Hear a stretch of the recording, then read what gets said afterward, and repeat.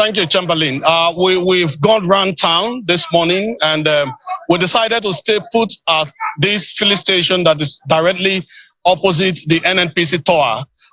We choose this fuel station because there is a long queue of motorists who are on the queue waiting to buy fuel. If you can see across my shoulder, you see a temper flaring up. Some persons there arguing with the management of this fuel station that we are. For some of them we spoke to earlier, they said they'll be here for as early, some of them as early as 6 a.m. this morning, just to join the line so that they can get petrol into their car and go to their work places. But unfortunately, almost 2 hours after, some of them are still here, and they've not been able to access the fuel station to get fuel. But right inside, we're seeing some cars. The attendants are attending to them, but just a little meter, about 10 meters away from this fuel station we are, there's another fuel station there. Yesterday, I drove past this place, they sold, but this morning, the gate is locked. And we've seen 2 other fuel stations like that as we're coming this morning in the city center. They are not selling at all. So it gives the picture that just a few fuel stations have products, and that is why you have this long queue that is behind me. The queue here is actually a winding one.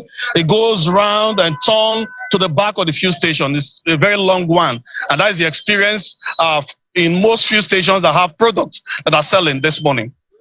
Well, you know, sometimes I know that when you are out there, times that those owners or attendants there don't like talking to media about what the current situation is. We know the NNPC has said, well, it's a logistic challenge. It will peter up today.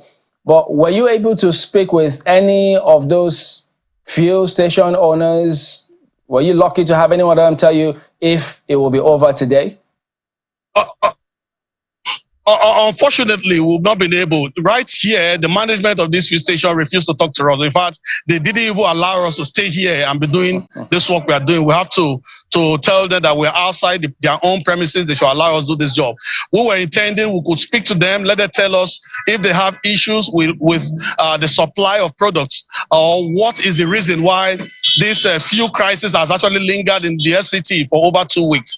But I remember when I did the update on Saturday, I did spoke on phone to one of the major marketers. I actually pleaded that we shouldn't use this the conversation I had with him, because he used the expression that they didn't want to join issues with the NNPCL.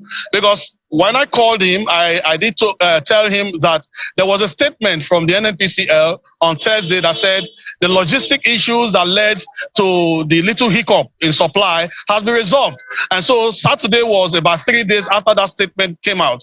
Why is it still the same issue? Even it is getting worse, because some fuel stations that were earlier selling were no longer selling as of that Saturday. And the man just laughed, because it's one of the major marketers. He just laughed and said he doesn't want to make comment on it because he doesn't want to join issues with NNPCL. So I feel there is something that is going on. If I judge by that comment, there's something that is going on between the NNPCL, which is the major importer of petroleum products, and then the other marketers who are also in the business of selling petrol, or bringing petrol in and selling to users, both commuters and other users of petrol. There seems to be an issue that they have not made public. Otherwise, if it is truly a logistic issue, I feel that the statement on Thursday that said the issue has been resolved 4 days after, we should have product available. Okay, Friday, just to confirm, are they dispensing at the station where you're currently at? Yes, I will just tell the cameraman now to pan to my right. You'll see that there are vehicles inside. There are quite a number of vehicles inside, but just about 3 pumps are dispensing here. And that is one of the reasons why you have this long queue just right behind me. I wish we can actually have a video shoot of the other corner of it, because the queue turned around. If you are familiar with this fuel station that is opposite NNPC towers, you will know that whenever there is fuel crisis, the queue used to turn, goes toward the Bureau of Statistics building, and sometimes it even gets to where the Ritz Continental Hotel is. That is a long distance of vehicles lining up, queuing up, waiting to buy products. Do you know at what price they're currently dispensing? Yeah, they're dispensing at the same rate that we're used to, the 680. That's what they are dispensing. But we have other boys on the road, the jerry can boys. I was speaking with one the other time. He said he's selling 10 liter for 13,000, which means he is selling a liter of petrol for 1,300 naira. That's what the black marketers are selling. Some of them sell as high as 1,200. Some sell at 1,300. That means if you want to buy just 10 liter of petrol from them, the black marketers, many of them are outside the fuel stations here. If we can turn our camera back, some of the footage I sent in earlier, you see them. They are just in front of the fuel stations with their jerry cans, selling at a very exorbitant prices, 1,300 naira, 1,200 naira per liter of petrol.